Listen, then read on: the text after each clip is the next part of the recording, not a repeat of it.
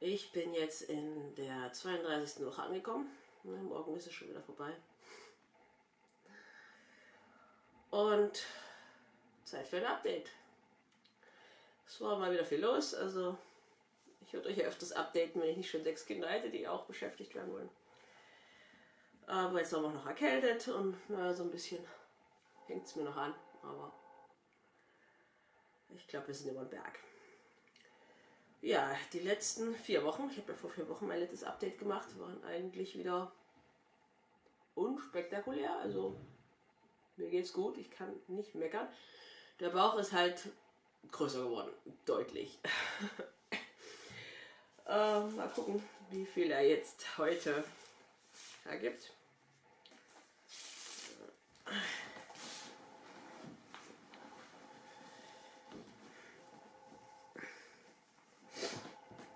So sieht er jetzt aus. Und ich messe.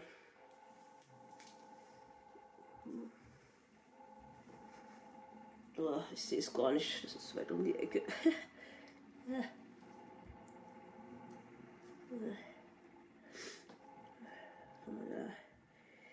Ja, so. Kommt davon, ob ich ausatme, ne, oder nicht. Naja, bei 108 sind wir. Ja.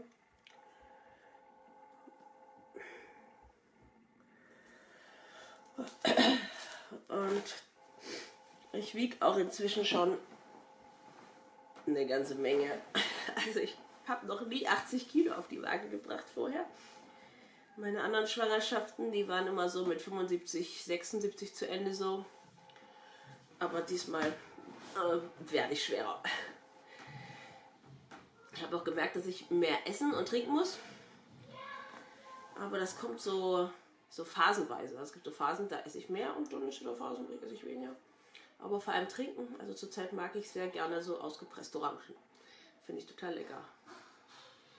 Sonst trinke ich das eigentlich selten, aber zurzeit jeden Tag. Das brauchen die 2 offensichtlich. Ja. Ich taste ja immer mal, wie sie liegen. Und bewegt sich. Und wollte ich euch mal zeigen, wie die gerade liegen. Also im Gegensatz zu der Schwangerschaft mit einem Kind finde ich die Kindsbewegungen jetzt nicht so viel heftiger.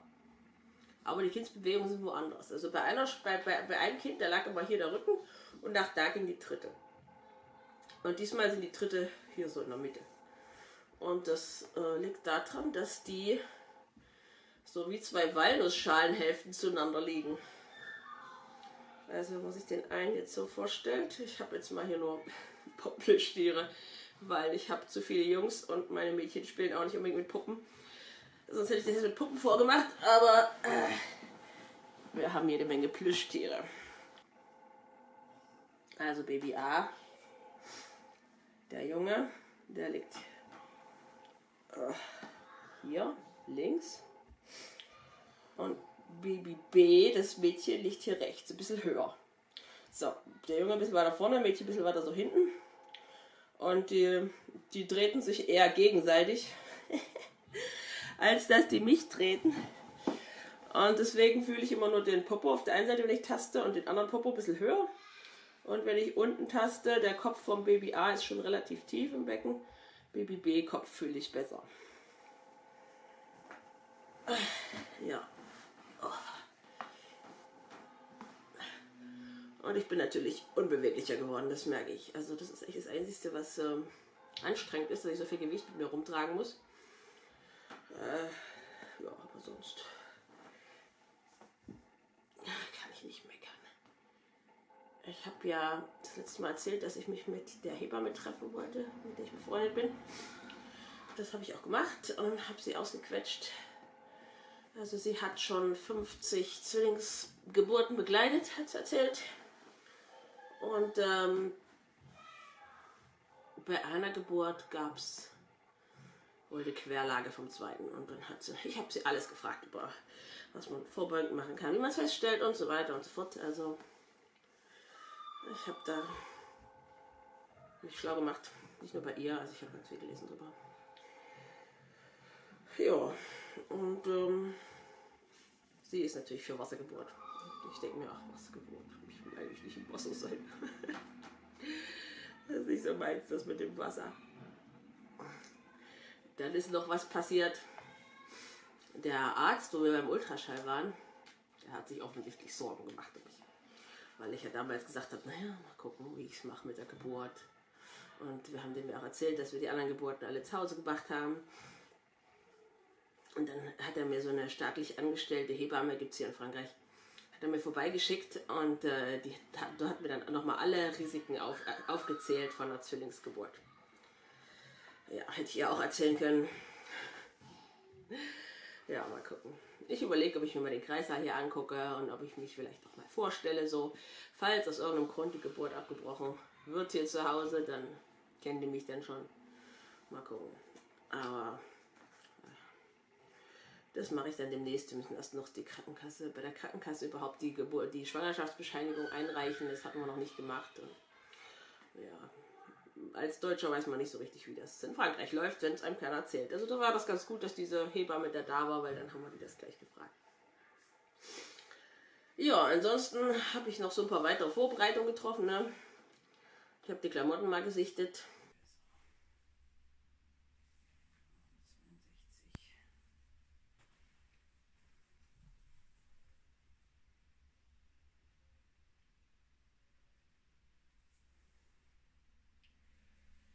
Ach ja, man sieht gar nichts mehr nach ein paar Wäschen. Ich glaube, es ist auch eine 62.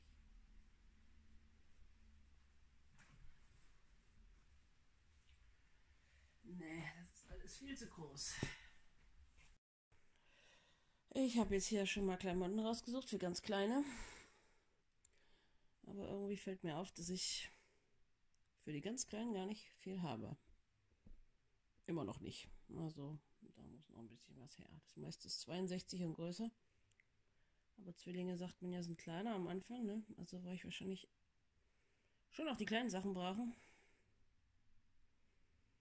Meine Kiste noch zu Ende durchwühlen. Aber meine anderen Babys, die waren immer so schnell groß, da habe ich dann gar nicht viele so kleine Sachen gehabt. Tja. Ich habe mir auf YouTube Videos aus den USA angeguckt von Zwillingsmamas und was die so brauchen. Und da wurden von allen Seiten diese Fisher-Price Rocket Play empfohlen. Die haben die wohl alle. Und sowas habe ich mir auch bestellt aus den USA. Weil es ist auch teuer, wenn man es hier direkt bestellt. Und selbst mit dem ganzen Porto und allem drum und dran ist es aus den USA billiger. Also haben wir uns die bestellt.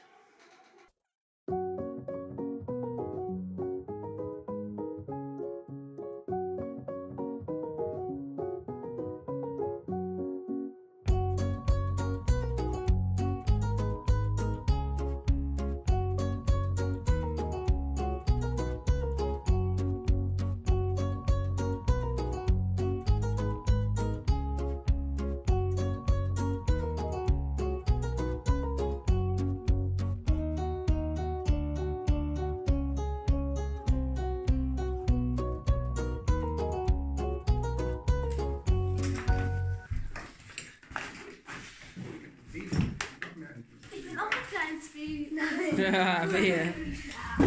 Wehe, ich sehe da irgendjemanden Großes drin liegen.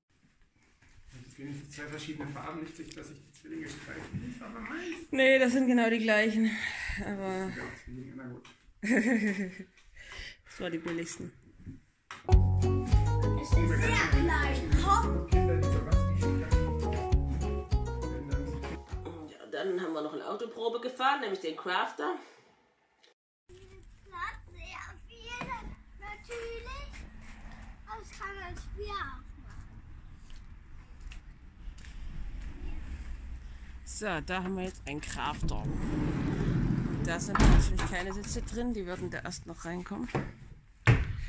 Das ist ein ganz normaler Transporter. Also.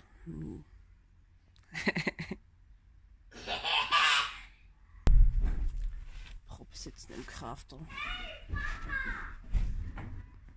Sieht schön aus. Hauptsache ist genug Platz und alle passen rein. Ansonsten so. Auch ein schönes Auto. Hm?